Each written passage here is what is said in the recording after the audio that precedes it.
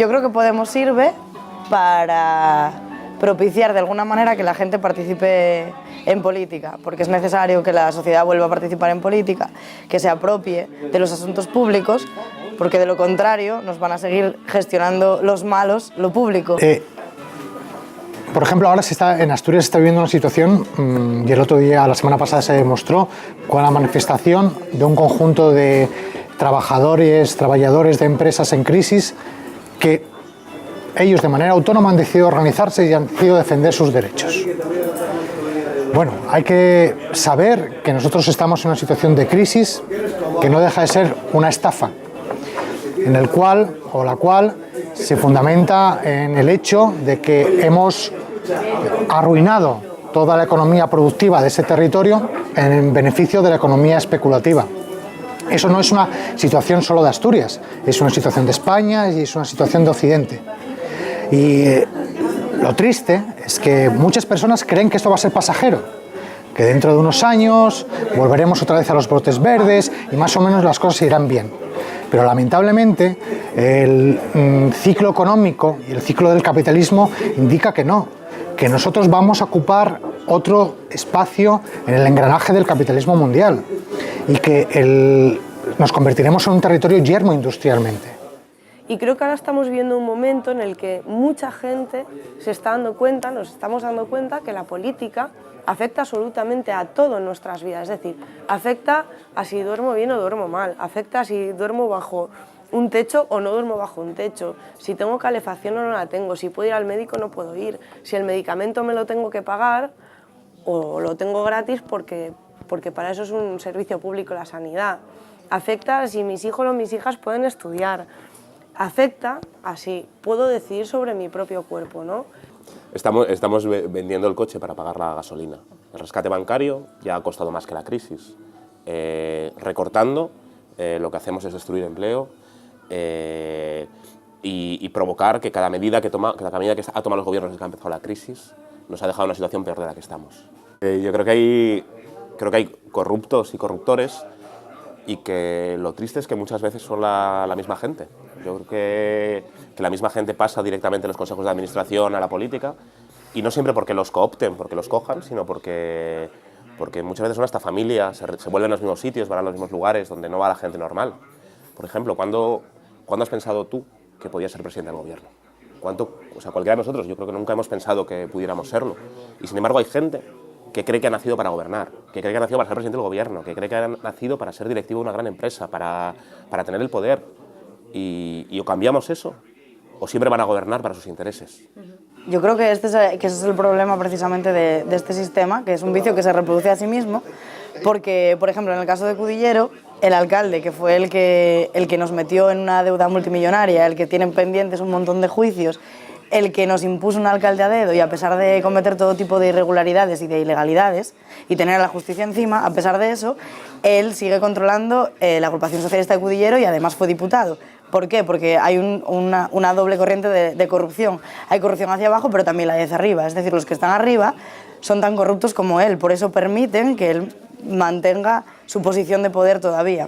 Es decir, es tan grave la situación que, como tú dices, hay que conseguir que se regenere completamente el sistema, y para regenerar ese sistema, esa regeneración del sistema tiene que venir de la calle, de la gente que está pasando necesidades y que sabe lo que es sufrir las consecuencias de algo y sabe lo que es la meritocracia. Los que practicamos la meritocracia somos los jóvenes que tenemos que estudiar a pesar de los precios de la matrícula, son los trabajadores y las trabajadoras que tienen que llegar a fin de mes haciendo peripecias, son las amas de casa que tienen que hacer cálculos de lo que entra y lo que sale y ver que no da para pagar la luz y el agua con lo que entra.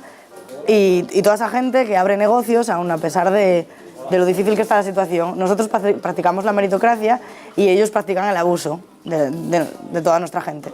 Sí, yo creo que estamos en una sociedad asfixiante en Asturias, donde hay redes clientelares para montar una empresa, redes clientelares para encontrar un trabajo, redes clientelares para gestionar el dinero público.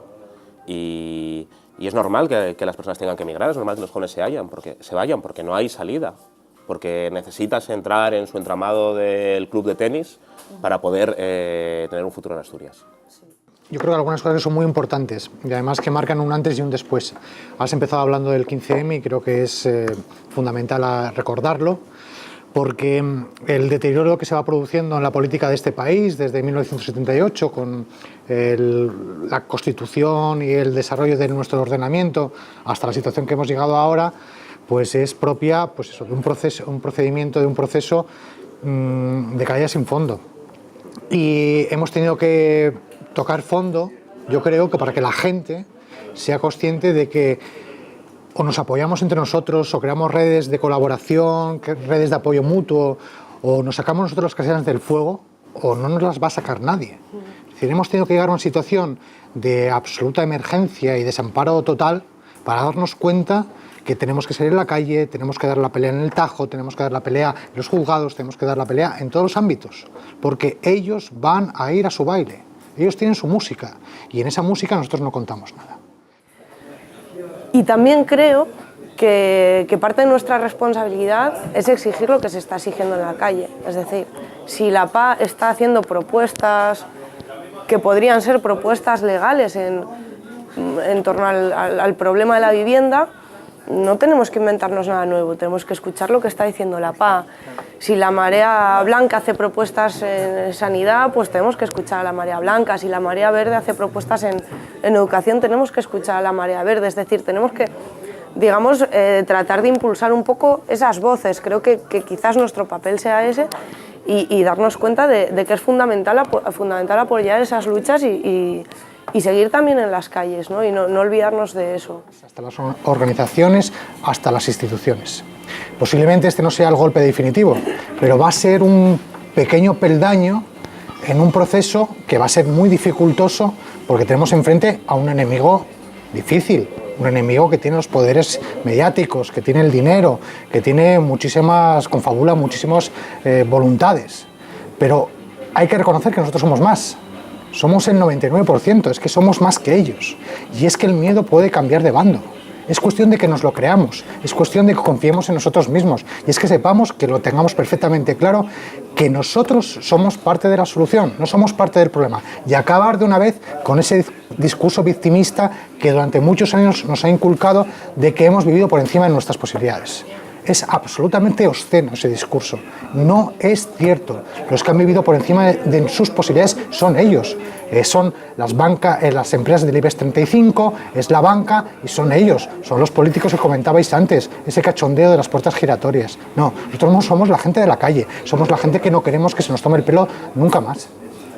Yo creo que en el Parlamento Europeo haya gente que hable del Liberbank, haya gente que hable del caso Marea, del Río Pedre, hay gente que hable de la corrupción en Asturias y que busque soluciones. Nosotros en Oviedo, por ejemplo, hemos pedido y hemos aceptado a los candidatos que ningún candidato cobre más de 1.600 euros, que ningún candidato pueda usar la sanidad, la educación o el sistema de pensiones privado, que el dinero sobrante, 16.000 euros al mes, se destine a movimientos sociales, a la gente que está sufriendo y luchando por la crisis, y que no lo haga un partido, sino que lo haga la propia sociedad en presupuestos participativos. Yo creo que faltan políticos que en vez de pensar en el interés personal o en el interés del partido, piensen en el interés de las personas. A los posibles, digamos, a las posibles trampas que se nos ofrecen en este sistema, ¿no? En este sistema en el que nos movemos. Y con eso me refiero a las instituciones, es decir, tenemos que transformarlas, tenemos que plantearnos que haya un control de quien gobierna, tenemos que plantearnos que los referéndums revocatorios sean algo normal y habitual, que cuando alguien está haciendo las cosas mal se le pueda decir, oye, no, vamos a plantear, vamos a decidir si queremos que sigas o queremos que lo dejes, que esto no es lo que decíamos que íbamos a hacer, ¿no? Que exista ese control de quien está en un momento dado ocupando un lugar político, porque es la única manera de evitar que haya una profesionalización de la política. Es decir, la profesionalización de la política no solamente viene por los altos sueldos y por todas estas cosas, también viene porque no hay un control realmente ciudadano, porque no tenemos mecanismos legales, formales, que nos permitan decir hasta aquí tú te vas. Y eso es algo que creo que es fundamental y que desde un principio tenemos que plantearnos, ¿no? El control democrático a través de una reforma, una transformación de las instituciones. sabemos que hay que acabar con los desahucios, sabemos que los recortes no son un callejón sin salida, hay gente indigna que viaja en clase business a Suiza o a Bruselas y gente digna que camina a Madrid para defender la solidaridad.